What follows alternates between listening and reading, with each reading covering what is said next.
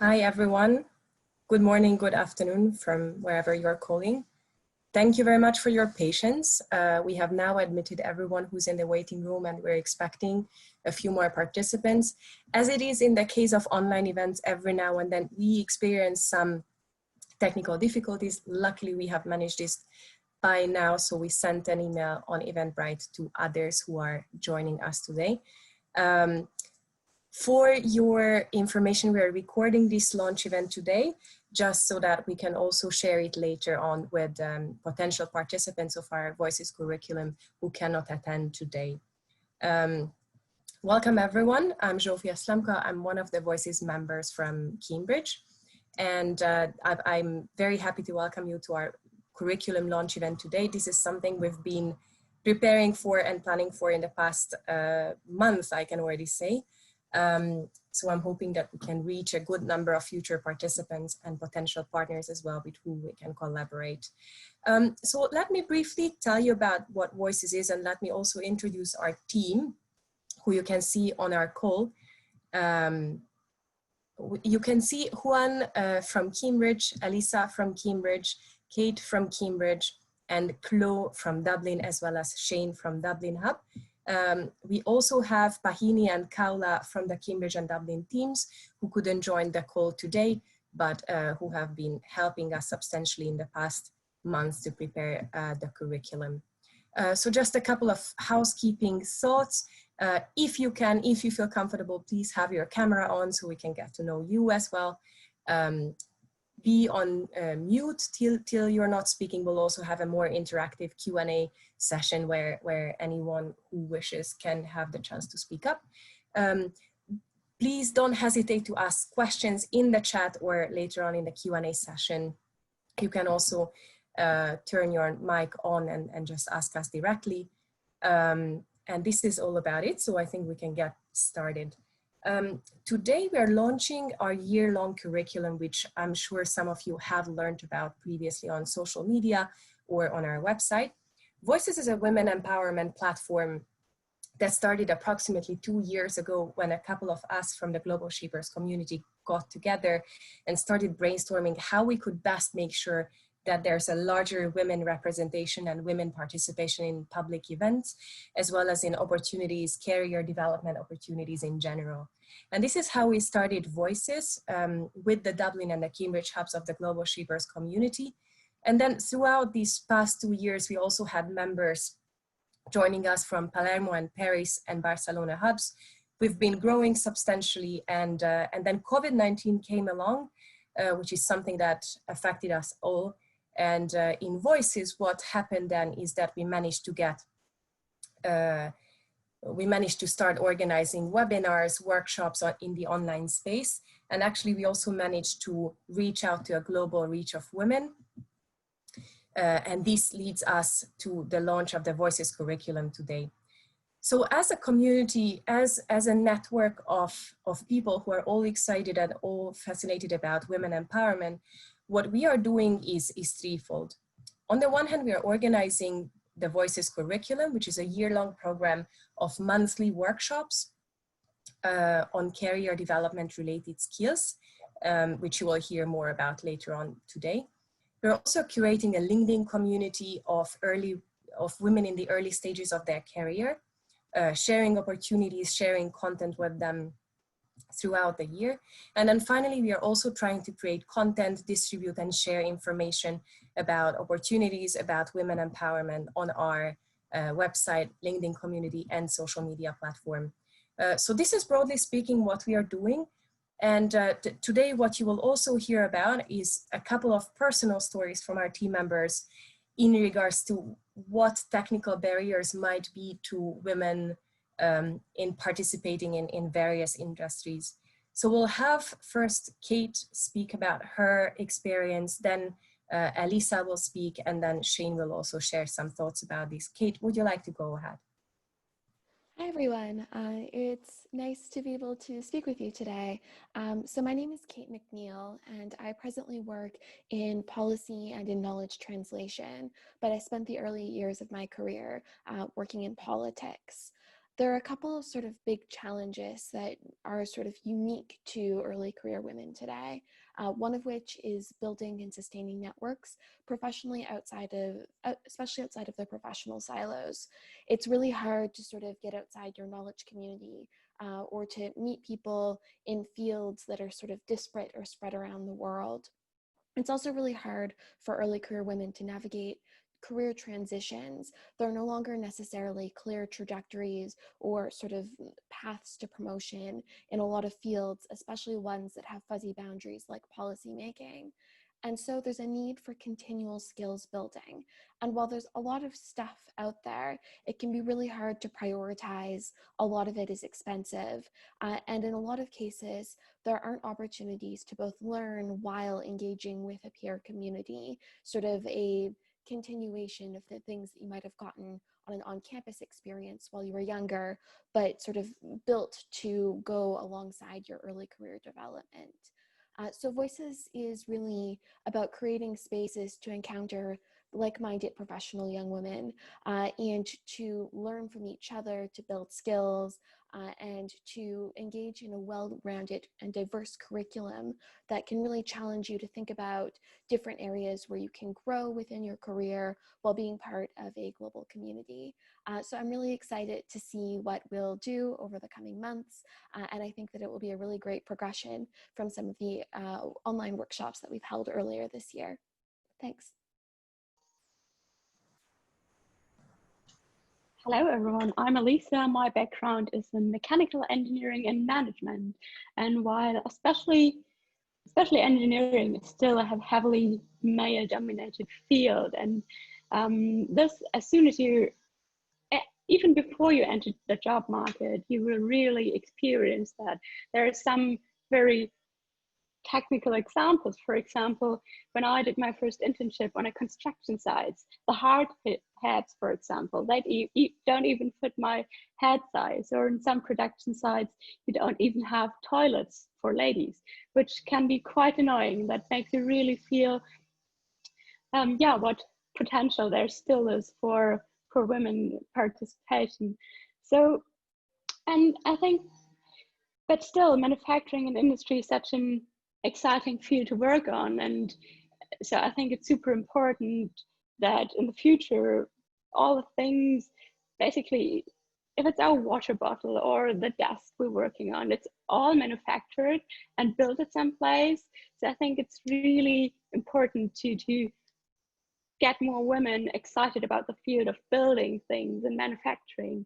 But on the other hand, you probably won't get excited about the field if you don't know anyone who has been exposed to a technical career. So for many women, it's very hard to imagine what an engineering career would even look like. So even if that is very specific, I think what we can definitely contribute with Voices is making sure that even if you're not entirely sure how a career might look like, that you get at least the soft skills and what is more, the confidence to whatever field you might become passionate about at some point, that might even develop later in your career, that you say, oh, I'd really like to enter the manufacturing or the tech industry. So we believe as soon as you have a solid set of soft skills and be confident in the things you can do, and that makes it really, gives you a lot more flexibility to go in whatever industry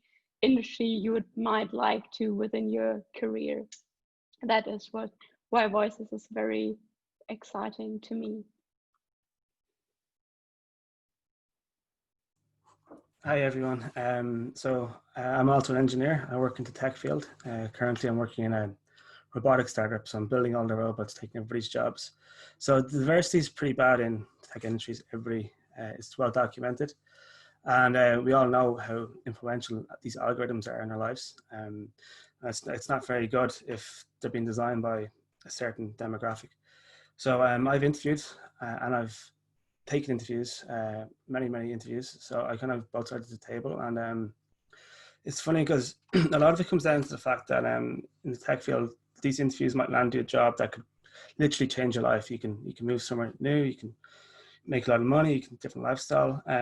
But all it boils down to is like the interview itself, which, and a lot of people don't seem to get that it's more like a game. So both interviewers and interviewees realize this, and it's once you kind of realize that, you can start kind of taking a different approach. So for instance, in my field, and I'm sure it's similar in other technical fields, just learning data structures and algorithms or set questions can basically win you these interviews, and all of a sudden it could just change your life. So I think voices, it's kind of important to get kind of like information like this out and kind of give strategy and insight into how people interview for big jobs and even like the big top tech companies, and kind of just give some visibility on how to strategize and approach these interviews and make them less daunting. Thanks, Shane, very much for sharing your experiences as well. And thanks, Kate and Alisa. So the next part of the session will be actually sharing a bit more about the Voices curriculum and what we'll be doing in the year ahead. And Alisa will be taking care of that, sharing a few thoughts about the topics that we'll be covering. Alisa, the floor is yours. Hello. So you probably might be wondering what we will actually cover within this year to come. So there will be, most of all, 4 major workshops and in the end 1 networking event. So in terms of topics, we will start off with a mental health workshop, followed by an entrepreneurial skills workshop. And then just before Christmas, we will look deeper into negotiation skills. And in January, we will look at financial literacy. So what will these workshops cover? So the mental health workshop, this is something we decided on because it's really crucial, especially in those COVID-19 times, to keep resilient at the workplace, whatever our task or responsibilities might be. And the particular skills we will focus on are especially how we can build up new productive routines, how we can channel our motivation and use different tools, for example, like mood tracking and active listening. That will be facilitated by a professional psychologist. So really excited to improve the mental health of all of us, because I think even the team can also learn something in terms of that. The second workshop in November, on the 27th of November, will be about entrepreneurial skills. So looking deeper at what does it take for us women to actually get started with our idea we're passionate about. And we will collaborate on that with the Global Shapers Yokohama Hub, and you will hear experiences and best practices from the topics of ideation, starting a team, but also fundraising. In December, it is more about negotiation skills. Why is that important? I think every aspect of our daily life can be a negotiation, even if it's just a random discussion at work. But in the end, it's all about whose ideas will be put into practice. So negotiation skills are essential on this micro level, but also if you look further, for example, at getting a better salary. So that will be also facilitated by some experts in the field, and we will even get some support from Forbes experts on negotiation. In January, the financial literacy workshop will be in collaboration with experts from the Mexico City Hub. So the topics covered there will be about concepts like tracking expenses. How can I save more? How can I invest wisely? And how should I go about my insurances? And finally, supporting you in your career to be more independent, what will in turn give you more career choices in the end. The whole curriculum will be wrapped out in a nice networking event, because we think it's now more important than ever that we women grew together and exchange best practices and exchange ideas how we can actually get better at what we do to have a thriving career. Yeah, this is more about the upcoming workshops, we are already super excited to set up those workshops and learn together with you what will help us all excel in the careers. Back to you, Shafia. Thanks, Alisa, very much for explaining the curriculum. And actually, this is now the time that we get to a more interactive few minutes, and that will be together with Chloe from Dublin Hub, who will help you, who will facilitate a bit of a Q&A. Hi everyone, and thanks Sophia. So yes, my name is Clodagh. I'm curator of the Dublin Hub. Voice is a joint collaboration, of course, between the Dublin Hub and the Cambridge Hub. And we're delighted to launch the curriculum today for the forthcoming workshops and final networking, which would be really critical as well, just to compound the community. So as I mentioned here, feel free just to use the chat or unmute yourselves and just ask a question or pop in the areas of interest to you that you would like to see covered in this session. These will be really, really critical to us because we obviously want to incorporate them in our workshops going forward. And I'm sure you have many insights and ideas as to what could be included when we're deciding on some of the subtopics, but also the speakers. So do feel free to include here. Sophia, I think, will open a mural page as well, just so that we get the brainstorming started. And while we're doing that, maybe we can think of some of the questions that surface when we look at the topics that Alisa noted. So, you know, the first one, obviously mental health, the workplace, all of these issues have completely been transformed by COVID-19. And so we're trying to incorporate that as much as possible to make it very realistic. So, you know, mental health at the workplace, you may be wondering, how can I enhance my well-being working from home without the same sociable environment? And obviously, you know, there hasn't been too much of a change for those who are remote seasoned workers. But for many of us, this is a completely new experience. And even with a few months practice, we're still learning. So we very much want to help you and guide you through that process with both expertise, but also allowing you an opportunity to interact with others. And then entrepreneurial skills. Maybe you're asking about, is now the time to take a risk, or is it the time to play it safe? And how, if you're starting a business, how do you actually navigate during the pandemic, and what precautions can you take? Negotiation skills. Perhaps you're wondering, what leverage do you have at work if the outlook for business has changed? What opportunities can you avail of that perhaps don't require financial backing too? It might be amplification. And on financial literacy, there may be interest in maintaining vigilance and expenditure. Post-COVID-19, we're all used to saving to ring, but now when we return, how do we manage our money and maybe effectively invest or use our savings that we built up during this period, hopefully.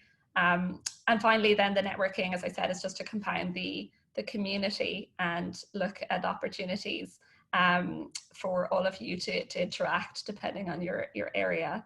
So yeah, as I said, feel free to drop in any questions. Sophia, maybe I might ask you, because you were sort of a digital nomad as such. You were in Cambridge and you're now in Hungary, and you know, you're doing your PhD. So what are kind of the things that are affecting you right now, and what would you be you know, what would you like to know at this period? Sure, I'm very happy to get started, and also the mural platform is ready now. So afterwards we can start collecting ideas. But let me start it with a few thoughts on this. So as Chloe mentioned, I'm doing a PhD, but also in the time of COVID-19, as a psychologist, I found it to be a good time to be working on mental health even more directly and practically in this whole mental health crisis. As a young professional woman, something I would have loved if I had the chance to learn earlier on is actually entrepreneurial skills. In my family and in my environment, generally speaking, there are no entrepreneurs. I've never really had the chance to learn the pattern or like learn the skills that are needed in order to start a business or take initiative on ideas that I personally had. So the last few months for me were really a lot about joining business administration events and learning curriculum, particularly about how to do legal things or accounting things with a business. And this is a brand new area for me. I wish I knew more about that earlier. So this is something I'm learning right now. And then as we were discussing what topics to cover in this year-long curriculum, actually entrepreneurial skills were one of the key things that we thought we should include. So in the month of November, the member Pahini, who is not on the launch today, but is part of the Core Voices team in Cambridge, she will be leading this session with the Yokohama Hub, and she herself, she's an expert. She has her startup that has been running for, I think, 2 years now. So I'm actually personally interested in learning more from her about that. And now I'm going to share my screen with the Mural platform, and then I can start taking notes of what we'll be discussing. That's great. Thank you, Sophia. And yeah, it's really good. I think everyone's had a sort of unique experience. I know everyone's been affected in some way, but depending on what area you were in, it has a very different impact. So I'd certainly welcome the point that you made about the need for a broad skill set. We were speaking just yesterday, in fact, with Sharon Cunningham of Shortlet Pharma. She's, it's Sophia, I know that you joined as well. She is a co-founder of a technical startup in a very complex industry, which has a huge amount of regulation and is a very high risk and expensive business to enter. And she actually has had enormous success during the pandemic and fundraising, despite all the odds, which has, really provided some inspiration.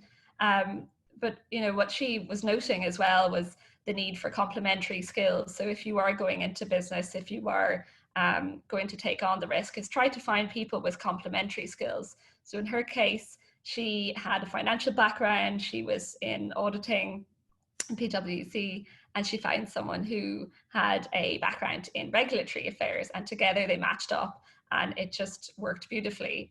They had the skill set and the knowledge to really get off the ground, and they had a very good sense of what they were set to do without needing necessarily a big team or many resources.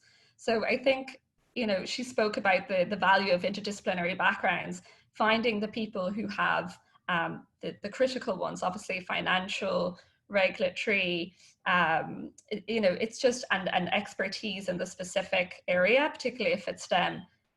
There's no other way of entering without it. So if you can find people with those combined skills, it really, really helps. So just what Sophia just explained to you here, what you see in front of you, it's just a brainstorming session. So Mural app is something that we use a bit in the Shapers community, and it's just to kind of throw some ideas down. So as I said, these will all be incorporated in the curriculum that we're designing with the workshops. So if you have any specific questions, feel free to ask. And maybe one question that I have, Sophie, I'm not sure if you had this too, is, the type of materials people need. So obviously these will be, interactive workshops, but we would be interested to know also whether you want some kind of follow-up reading, or whether there's just material that you might need as a follow-up after. We do record the session so that we can share the content, and depending on the speaker, they do get the opportunity also to link with them directly, whether it's on LinkedIn or whether it's by email, just if you have specific questions that are relevant to their industry. Sophia, do you have any ideas on materials specifically? Yes, I can share a bit more about that. As we've been designing the first 4 workshops for term 1 of the curriculum, we were also trying to integrate the findings and the experiences we had the last year when we were doing webinars. And the last year, if we have participants on this call who attended one or more of our previous webinars, they might very well know that we had a couple of panel discussions where we had invited speakers 2, 3, even sometimes 4 of them, sometimes even joined by Voices members themselves. And then in this panel discussion format, we discussed questions like policy making, personal branding, leadership skills in general. And this format worked very well in terms of experience sharing and having the Voices community learn a bit more about really the personal stories, the personal knowledge that the experts have who attended our calls. But then what we were also thinking is how good it would be to help the community and participants who join this year's curriculum to have more hands-on, down-to-earth skills. So what is it, in what way, what format can we make sure that it's not only learning about personal experiences, stories, and tips on a sort of one-way communication channel, especially that we have to be online, we have to keep working on Zoom as for now. And then so the materials, what we thought that we would use in terms of the format, we would use a lot of breakout sessions. In general, we would be doing events in a smaller format. And also what we were thinking is to have, instead of the panel discussion format, to really go and do in a workshop design format, do a lot of trainings and skills-based activities. I can give you one example from the mental health workshop that is the first one upcoming in October. So as I was thinking of drafting what this could look like, I'm drawing on my skills as a psychologist and the kind of activities that we do with small groups, with corporates, or even with individual clients to make sure that mental health can be maintained at the workplace. So one example of this is a motivation tracking exercise, which, I mean, ideally this would take place in person in a small group, but it can be nicely delivered on Zoom. And so this is a very practical exercise whereby participants of that workshop will gather, will discuss what motivation looks like in a remote working environment. And then the exercise takes up to 20 minutes. And what we really do then is we draw a diary and we try to check how motivation changes throughout the day or throughout the week. So this is one of the examples of a very practical exercise that one can do in an online format. This will have in the mental health workshop in October. And then I can give you another example from the negotiation skills workshop, where we will have an invited guest trainer who is a coach specifically, and who is training senior to executive managers on leadership skills, for example, and she will be discussing a lot about imposter syndrome that is particularly affecting women and how to overcome that. And as far as from what she has told me so far, she also has a couple of interactive tasks that can be done online in order to do this. So yeah, in a nutshell, these are the formats. That perfectly segues into Fatima's question here, which is, how do you envisage the workshop? So will they focus on theoretical knowledge or rather on skills practice, as in panel sessions or activity-based workshops? So yes, it's partly addressed to me by Sophia, but definitely, Fatima, that was a reflection that we had after the previous webinars that we held at lunchtime slots, where they were great in terms of getting loads of insights from panels and individual speakers, but we really wanted to kind of hand it over and give an opportunity for people to try, improve their public speaking, learn from others directly, learn from speakers, or interact in a more one-to-one basis. So, where we might have breakaways that would allow for that kind of more intimate space, where it feels more of a safe space to learn and to ask questions. So that's something that's really kind of at the forefront of this this curriculum. So we really wanted to be as interactive as possible. And as I said, if you have any feedback following this as well, do follow up with us, because we'll incorporate what your concerns are during this pandemic. Catherine Hoosier, I'm just reading her comment now. Thanks for organizing all this. I think it would be helpful to share some advice on how to keep up with good habits, especially during COVID. Most of us know what's good for us, but how do we keep up with this? So thanks for that, Katrine. I'm not sure if when you note good habits, is it strictly professional related, or is it also to do with your well-being, which is obviously one of the issues that we mentioned. So feel free to clarify there. But yeah, I mean, that could certainly be incorporated in the first session, just about how, how you keep your mental health in good order. You may be working longer hours than normal. You have a lot more screen time than you normally did.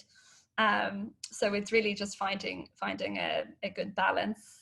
Just see your note here, both unhealthy habits and healthy work habits, for sure. Yeah, I think that the whole well-being economy has become that much more critical now that we're in this space, because everyone is experiencing it together.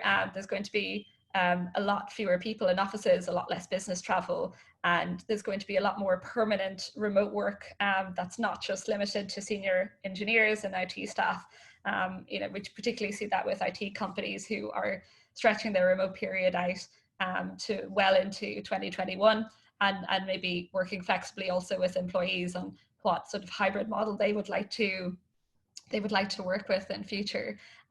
So we can certainly try to balance the two. I think there's a lot of novel ideas out there as to how to, take breaks. One of those, of course, is effectively using the commute time that you have.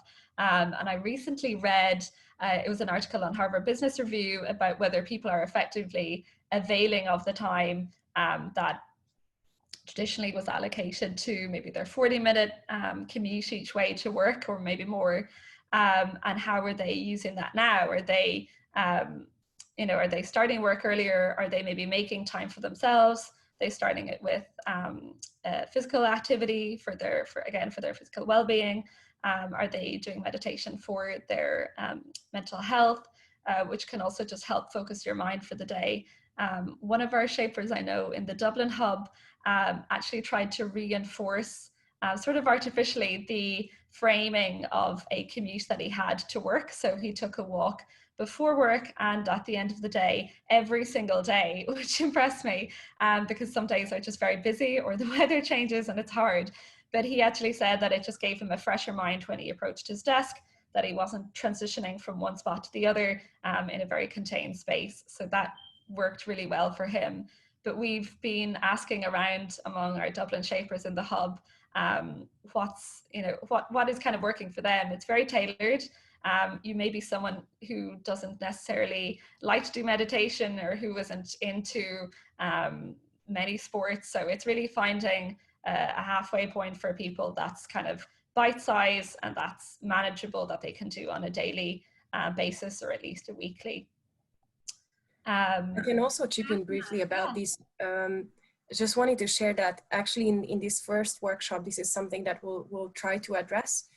On a personal note, as a psychologist, I've been working as a counselor since the pandemic started, and we've been delivering a crisis intervention for people with mental health concerns, and I'm saying concerns because it was not a clinical population, but anyone who is struggling with mental health because of the pandemic.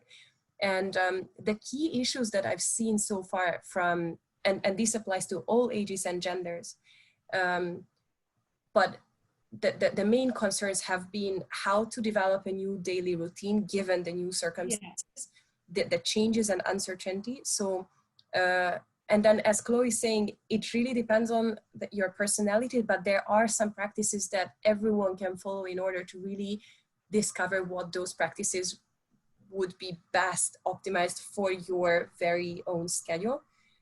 But adjusting to daily routine has been something that everyone struggled with. And the second thing that I think doesn't necessarily get a lot of attention or enough attention is how our eating and sleeping habits change substantially in an environment where either we are in quarantine or under lockdown measures, and how we can best adjust our eating and sleeping habits. And there's also some good practices from psychology to do this. So we'll make sure we cover such questions in the first workshop. Yeah, and exactly. I think the structuring element is very challenging. If you were a remote or freelancer worker before, you were quite used probably to structuring the day as you need to and managing your time well. But that's, you know, it was completely novel for most people when they entered this phase and they had to work it out. So it's been a challenge, and I think also there's been a bit of a reconfiguration based on, you know, what the habits have been so far and what needs to change. People have realized maybe that they need to do more for their well-being. If I may, I might just ask, Fatima noted, she mentioned a comment here and actually wanted to share a bit more with us. So Fatima, if you want to just unmute and feel free to share. Sure, thank you. Well, first of all, thank you so much for organizing this. I've really been looking forward to it. So I loved what Sophia earlier mentioned about the imposter syndrome, because it really tackles directly a big issue that, you know, hinders a lot of women. And when you gave also the example of working on motivation, at least the way I see it, motivation is mainly kind of a surface level symptom that many of us, like, you know, suffer from. But then if we dig deeper, for example, the imposter syndrome could be a reason why we have low levels of motivation. So instead of working on tracking our motivation, which at least like from my personal experience with a lot of women here in Morocco, didn't really give as impactful results as, for example, teaching them some really deep emotional skills, such as, for example, emotional bridging, where you basically tackle this thing of motivation by kind of analyzing the mood that you're in right now and the ideal mood that you should be in to be as productive as possible. And then you work on how to basically build that bridge from the current mood that you're in to the ideal mood by all the little triggers that are personalized and, like, you know, subjective to each and every one of us. So I think maybe digging deep into these very, you know, like the emotional skills that we use in therapy, those are like really, really transformative. And I think one at least misconception that I had is, at least it's being done in a therapeutic context, it's really hard to deliver to a big group of people, and especially lay people. But as much, or like as a lot of us kind of got familiar with all the terminology of medicine, like, you know, cardiac arrest, we don't really have to explain that in lay terminology. So maybe we could incorporate this into the workshop, for example, for mental health, is use all these like in-depth skills to help people not only fix kind of their own motivation and like emotional reactions of the workplace, but also have some skills that are transferable to other areas in their lives.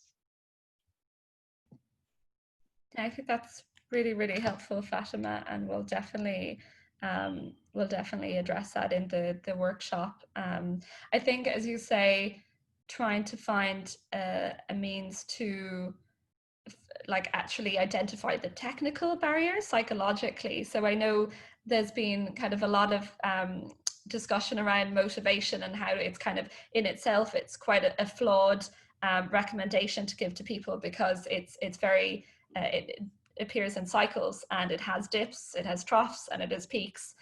So asking people to do something based on, or to increase their motivation, is almost impossible, because they have to wait for it just to come.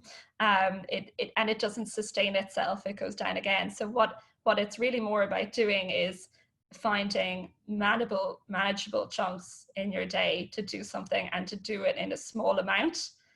So if that's taking 10 times out of your 10 minutes rather out of your day, to do a bit of exercise, to do some preparation for exam, or for an interview that you're going to do, it's more about saying, look for what's feasible within your schedule, as opposed to asking you to just simply motivate yourself, because we know that this pandemic has reversed a lot of the motivation that people even had before this, because the whole climate has changed for them. So we'll certainly incorporate that, as I said, and we'll look at the technical tools that you could use to actually transfer it then, as you note, to other areas of your life, or to work and professional. Sophia, I'm not sure if we have more time, or if we're wrapped up. I'm noting that it's 1:45. Sure. Thanks very much. If there's any final questions, please feel free to ask in the chat, and we make sure we address them. And then otherwise, I guess it's time to summarize what we've been discussing in these past 45 minutes or so, and see what the next steps are in terms of the curriculum. And I think Elisa will be able to share a poster on the screen so that you will be able to see the key topics again. So the reason why we really wanted to have this short information session or launch event with all of you who managed to join us today is to celebrate together that this year, despite all the challenges, despite all this very difficult environment that we have, we will be launching and doing and learning together. The first term will be starting in October for the Voices community. And so what I also wanted to mention as a summary of what the curriculum is all about is that we would really like to make sure that those participants who register for the Voices curriculum, they manage to join more than one and ideally all of the workshops in this first term. This means 4 events, and you can see the dates already on this poster. We will be sharing the registration link just after this launch event on social media as well as on our website. We'll reach out to partners who have already expressed an interest in spreading the word about the curriculum. Just to give you an idea, this means organizations such as One Young World, such as Project Access, which is a great Global Shapers partner, as well as hubs who will be collaborators on the curriculum, such as Mexico City or Yokohama Hub. So we will be sharing the registration link. This link will allow you to sign up for all the 4 workshops of the first term. So you will be able to get the access link, the joining link for all of the workshops, and then participants will be invited to the networking event upcoming in February. Later in the year, we'll also be launching term 2, but that's of course in the future. So as a summary, the Voices curriculum will really be for women in the early stages in their career, women who wish to enter the market and find job opportunities, as well as to women who wish to upskill. In the same time, we don't want to say no to anyone. So so everyone who feels that would benefit from these topics, from this program, is very welcome to join. And we hope that you can join all of these workshops coming up in term 1. And we'll be sharing the registration link soon on social media. We have already shared our social media links and the website in the chat, but we will be sharing it once more now. And we actually very much look forward to this. So we hope that we see many of you on the upcoming workshops. So thank you very much for joining us today. Thank you very much for listening, asking questions, and being interested in this.